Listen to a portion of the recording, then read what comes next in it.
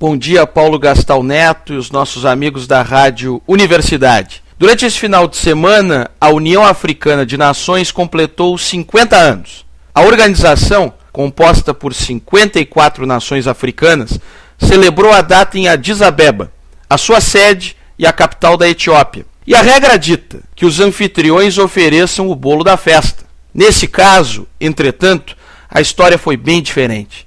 O bolo, os salgadinhos e tudo mais foram levados por uma convidada, a presidente do Brasil, Dilma Rousseff. Durante a festa, Dilma anunciou algo que, para um brasileiro trabalhador, é absolutamente injustificável. O governo brasileiro está perdoando 900 milhões de dólares, ou cerca de 2 bilhões de reais, da dívida de 12 países africanos.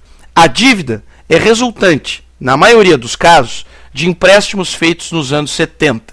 A medida absurda beneficia os seguintes países: Costa do Marfim, Gabão, República da Guiné, Guiné-Bissau, Mauritânia, República Democrática do Congo, República do Congo, São Tomé e Príncipe, Senegal, Sudão, Tanzânia e Zâmbia. Nosso ouvinte desavisado pode pensar: esses países não teriam como saldar as suas dívidas para com o Brasil. Cabe lembrar, então, que os maiores beneficiados pela ação do governo brasileiro, a República do Congo, que está tendo uma dívida de 352 milhões de dólares perdoada, a Tanzânia, com uma dívida de 237 milhões de dólares, e a Zâmbia, com uma dívida de 113,4 milhões de dólares perdoados, possuem reservas consideráveis de petróleo, gás natural e cobre. A caridade revoltante do governo brasileiro foi anunciada absolutamente sem alarde aqui no Brasil, mas foi manchete em jornais internacionais importantes, como El País, na Espanha, e surge em um momento polêmico por principalmente 3 razões. A primeira é porque no dia em que Dilma embarcou para a África com o seu pacote de bondades, o ministro da Fazenda, Guido Mantega, afirmou que o governo não negociará e muito menos perdoará a dívida dos estados brasileiros, os quais recebem muito menos verbas do que o necessário e que são, historicamente, submissos e dependentes do governo federal. A segunda é porque há uma estranha e preocupante coincidência. Em março desse ano, meus amigos, o ex-presidente Lula esteve em viagem à África. Lula ficou por 6 dias no continente e passou por 4 países, incluindo um que já teve metade de sua dívida perdoada por ele, Lula, em 2010, a Nigéria, a custo de mais de 160 milhões de reais para os cofres públicos. A viagem de Lula em março foi integralmente custeada por algumas das maiores empreiteiras do Brasil, com grandes interesses em construção civil na África. As empreiteiras incluem gigantes como a Andrade Gutierrez, a Odebrecht e a Queiroz Galvão.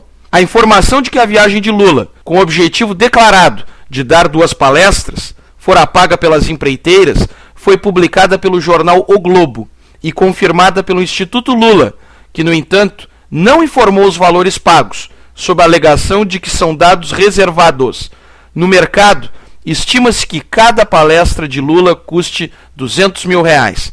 Mas se a primeira e a segunda razões são de revoltar o cidadão, a terceira é de fazer alguém decente arrancar os seus cabelos. O perdão da dívida, no valor de quase 2 bilhões de reais, está acontecendo para que o governo brasileiro possa fazer novos empréstimos a esses países africanos. Hoje, a nossa legislação impede que países com dívidas recebam novos empréstimos. Ou seja, tente o senhor, a senhora, entender a lógica do governo petista.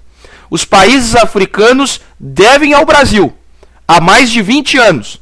Nunca pagaram e agora vão ser perdoados. E com qual objetivo? Que o Brasil empreste mais dinheiro, que provavelmente eles não vão pagar. O líquido e certo nessa lógica, meus amigos, é que 2014 será ano eleitoral. Eleições presidenciais. Na eleição de 2010, as empreiteiras, essas que têm forte interesse na África, em muitos desses países perdoados, as mesmas que financiaram a viagem de Lula, doaram mais de 27 milhões de reais para a campanha de Dilma. Naquele ano, de acordo com o jornal Estado de São Paulo, a campanha da presidente recebeu 15,7 milhões de reais da Andrade Gutierrez, 9,38 milhões de reais da Queiroz Galvão e 2,4 milhões de reais da Odebrecht. Enquanto isso, no Brasil, os estados e os municípios agonizam com poucos recursos para áreas cruciais, como educação, saúde e segurança pública. Sem ajuda, sem perdão, sem bolo, sem salgadinhos. Que pena! Ah, que pena que nós não fazemos festinha em Addis Abeba. Um forte abraço e um bom dia a todos.